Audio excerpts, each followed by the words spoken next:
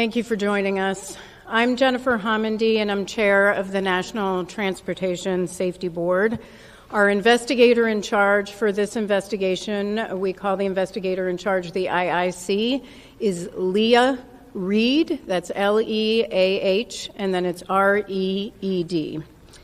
The National Transportation Safety Board is an independent federal agency that's charged by Congress with investigating every civil aviation accident in the United States and significant events in all other modes of transportation. As you know, we're here to investigate yesterday's crash of a Bell 206L4 helicopter into the Hudson River near Jersey City, New Jersey. The helicopter departed the downtown Manhattan Wall Street heliport in New York at about 14:50 for an air tour flight. The helicopter is owned by Meridian Helicopters, LLC, which is based in Broussard, Louisiana, and operated by New York Helicopter Charter, Inc. Before I go on, I want to extend on behalf of the entire NTSB our deepest condolences to those who lost loved ones in this tragic event. I also want to start by thanking the first responders. This was a tremendous, tremendous effort. And I want to thank specifically, first and foremost, the mayor for allowing us to be here in City Hall and do this press conference, and for all the support that you've given us and the team. I also want to thank the Jersey City Office of Emergency Management, the Jersey City Police Department, Jersey City Fire, Jersey City EMS, Port Authority of New York and New Jersey Police Department, the New Jersey Park Police, the New Jersey Transit Police Department, Hudson County Office of Emergency Management, the NYPD Special Operations, FDNY Special Operations, New York City Office of Emergency Management, the United States Coast Guard, the Army Corps of Engineers, and so many others that we will continue to mention in our follow-up press briefings. Now, I want to set expectations for this press conference. This crash occurred yesterday at about 3:15 p.m., so we're not even 24 hours later. Rightfully, the focus yesterday was on, first and foremost, victim recovery, and then wreckage recovery. Our investigators, the NTSB, we stay out of the way when victim recovery efforts are in process. That is first and foremost, most important. Our investigation can always wait. Once that was done, we had Luke Sciatta, who is our chief of our Eastern region, who lives right here in New York, on scene as part of the wreckage recovery operations. And those two were the focus for yesterday. The rest of the team began to arrive late last night, including me, and early this morning. So that means this is the first full day of our investigation. And as you can see, our investigators are out doing some of the work that I'm about to talk about in just a second. But as far as information sharing today, I am not going to share a lot of investigative information. We have a lot of information, but we do not speculate. We need to confirm information. That is a process that takes time. So I will say, I understand that you have a lot of questions, and we will attempt to answer them over the coming days. A little bit about our team and our process. We have 17 people who are here on scene. That includes 10 investigators. They are supported by a minimum of 10 experts back in our headquarters in Washington, D.C. The on-scene specialists, they are experts, and they have the following specialties. Operations, they'll focus on the helicopter operator. They'll look at the owner of the helicopter itself, and they will look at pilot qualifications and other information. We have experts on helicopter airworthiness, on structures, and on systems. We also have our evidence management team here, as well as our transportation disaster assistance team, which is responsible for working with the family to get them the assistance they need throughout the course of the investigation, not just here on scene, but in the coming days, weeks, and months throughout the investigation to the issuance of our final report, and sometimes for months and years beyond. The wreckage exam began this morning. Our team, I was there, our team began pulling components and the engine off the wreckage and other components that they would like to more closely examine.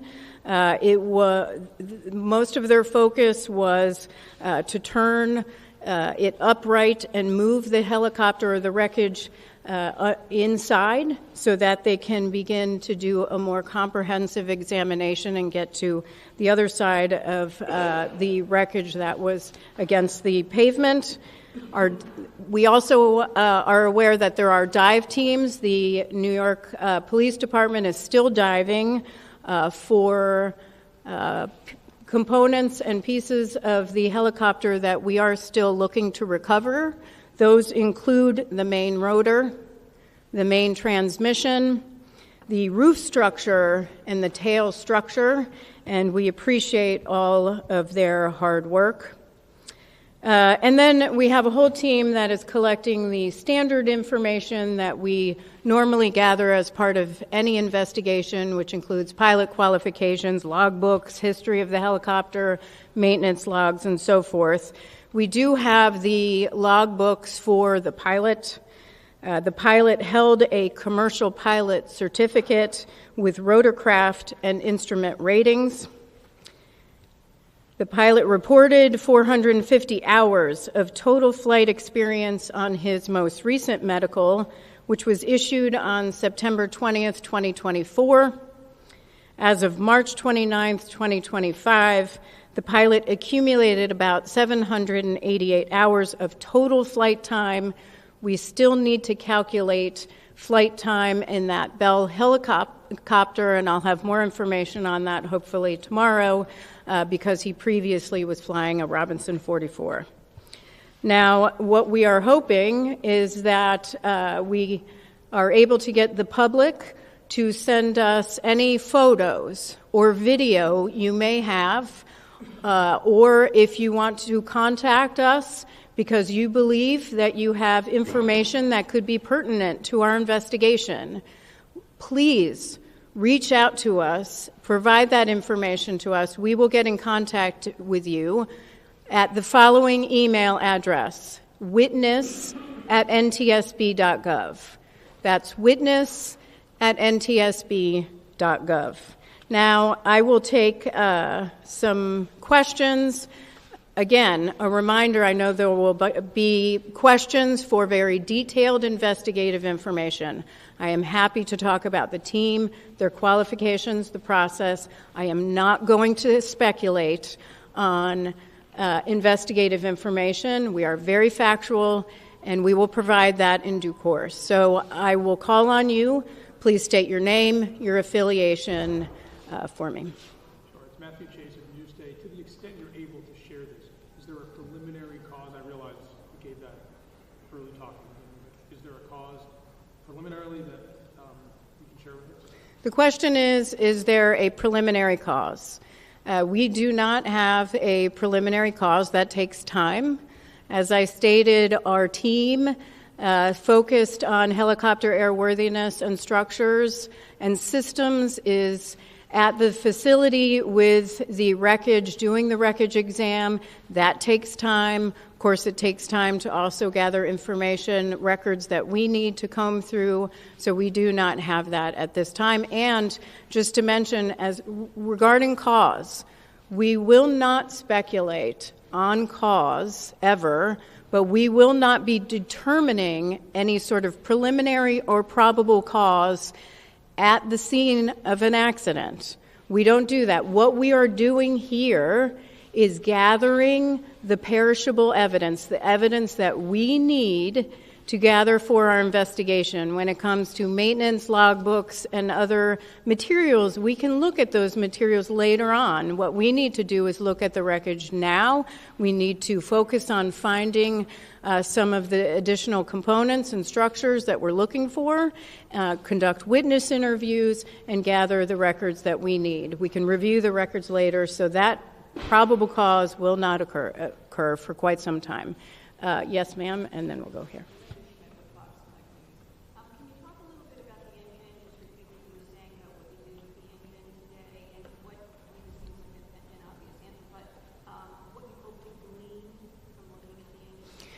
So the question was what we were doing with the engine. Nothing that we would not normally do as part of our standard investigation, where we would have wreckage and we'd start separating some of the components that we always look at that's standard in our investigation. Of course, we'll have a team that always looks at engines or power plants to evaluate them as in standard course of our investigation. So nothing in particular.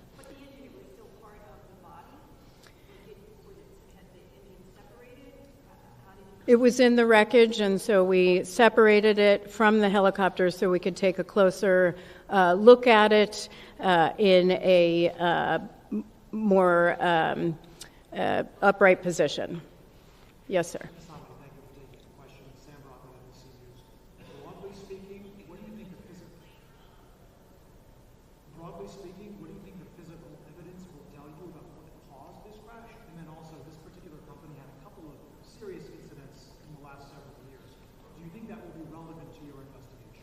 The question is, what will us looking at as part of this investigation on scene tell us about cause, and what will we be looking at related to the safety history as part for this particular helicopter company? First of all, we always look at safety history. That's a standard part of all of our investigations, so we'll collect that, not just from the Federal Aviation Administration, that is a party to every single one of our investigations, but we'll also ask those questions in interviews and get other information that will help us get a very broad view and detailed information about the safety history of this particular operator and also the owner of the helicopter itself.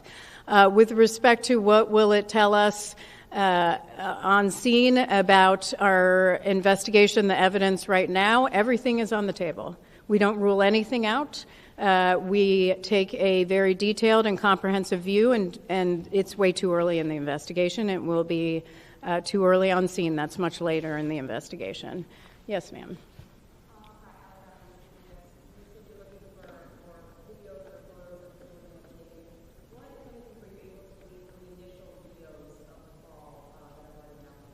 The question is, what have we been able to glean from the videos that are already circulating on social media? Those are very helpful for our investigators, certainly, but a lot of those videos are from a very far distance, and so we'll have to look at those a little bit further back at headquarters, but we're hoping to get some additional videos that provide us information. We don't know what people have recorded or taken pictures of that could be helpful in an investigation. We have found in past investigations, and I'm just thinking of one that I went to in Ketchikan, Alaska, a mid-air collision where photos from somebody who was on board one of the airplanes helped us significantly in our investigation. So it can be very key parts of our investigation. So for anyone who didn't hear my previous request, please send us any sort of videos or photos or information you'd like to share with us at witness@ntsb.gov. Yes, ma'am.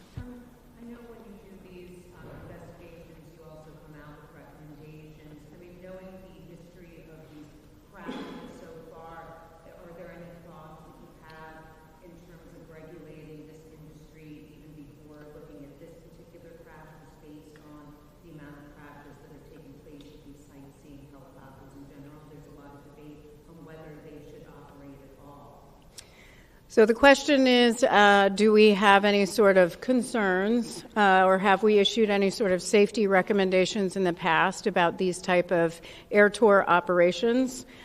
We have. Actually, we did. So this particular operator was governed under Part 135 of the Federal Aviation regulations, but this particular operation was under Part 91. All air tours are. We have issued an entire report on Part 91 operations with respect to revenue passengers. We believe in one level of safety strongly. And that may not look like regulation for a major commercial airline, but we do believe that they should be regulated. We have issued recommendations in the past on recorders, crash-resistant recorders. We've issued numerous recommendations on safety management systems, on particular regulations for Part 91. It's too early to say what we would recommend as part of this investigation. However, this is a concern that we've raised for a number of years. Certainly we raised this after the Fly Nyan crash, and in a specific report that we have online at ntsb.gov focused on Part 91 revenue passenger operations. And so I would direct you actually to that report. It was very comprehensive about our recommendations, specifically about air tour operators. And if you can't find that, our media relations team can help provide that information, because we did issue a set of recommendations to improve safety in this area. And was this operator following those recommendations? That will be part of the question is, was this operator complying with those recommendations? Those are recommendations, not regulations, but we would have to look at that, and that will be standard in this investigation. So thank you very much, sir. And then I'm going to go over here.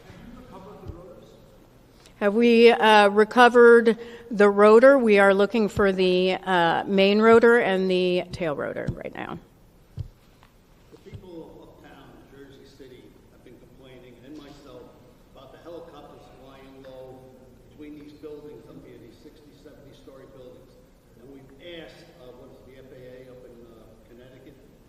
Get them the heck out of here and let them fly down the Hudson River. I'm telling you right now, if something isn't done, there's going to be a disaster where they're going to crash into one of these buildings or crash into the neighborhoods up there. They're annoying, and they're bothering. People have been asking and asking and asking, and nothing has been done. Thank you. There was a comment about, thank you, sir. There was a comment about the concern about these helicopter operations, and thank you very much for sharing that. Appreciate it. Yes. I understand this is just the beginning of the investigation, but everybody's seen these videos, and I think what people are wondering, how can it be possible that a rotor can break apart in midair in that way, and then at the same time the helicopter, to the point that then it's inverted. I mean, was speed a factor? What would provoke such tragedy? The question is, what would result? How did this tragedy happen, where a helicopter would break apart in the air? I understand that is a significant concern and a question on everyone's mind. It is going to take time. We need to do a very thorough examination of the wreckage to determine what occurred first and how that occurred. Once we have that, we'll be able to release that to the public. Some more questions? Yes. Sure.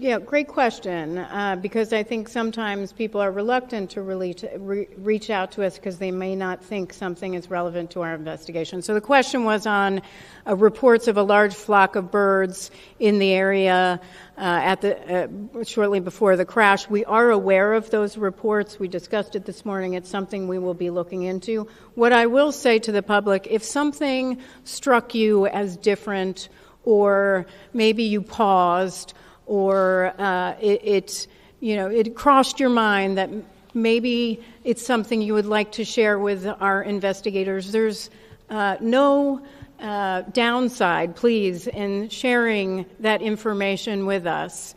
You can be very helpful in providing that investigative information to the NTSB. So again, witness at ntsb.gov. Even if you think it's irrelevant, please send it in. Yes, sir. Hi, Stephen Nesson, WNYC Radio. You said there are 17 people on site here working on the investigation and 10 in D.C.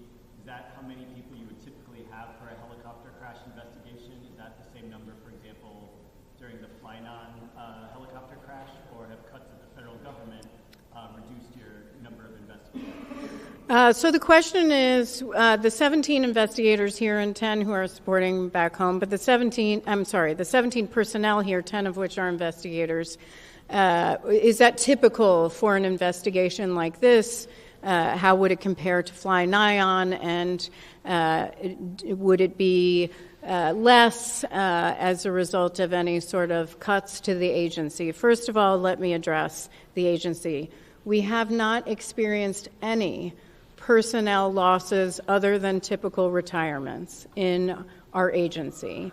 Our agency has been provided with, by the administration, thank you, an exemption from the deferred resignation program. We got a hiring exemption for several investigative positions within each of our transportation modes, so we can bring our numbers up to help us in our investigation, and that is critical. So we have not suffered in any way. With respect to comparison on Fly-Nyon, I don't know how many investigators were here on Fly-Nyon. Certainly our media team can provide that to you.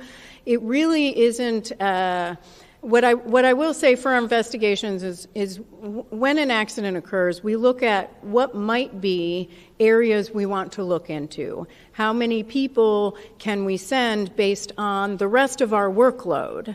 And because we have a pretty heavy workload right now, and that is the decision making that goes into what expertise do we need and who do we want to send.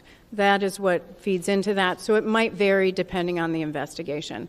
Okay, that is the end of questions today. What I will ask is that you monitor X, which is NTSB_newsroom, and also NTSB.gov, which is our website, which will have updates on future press conferences. Thank you so much for your time.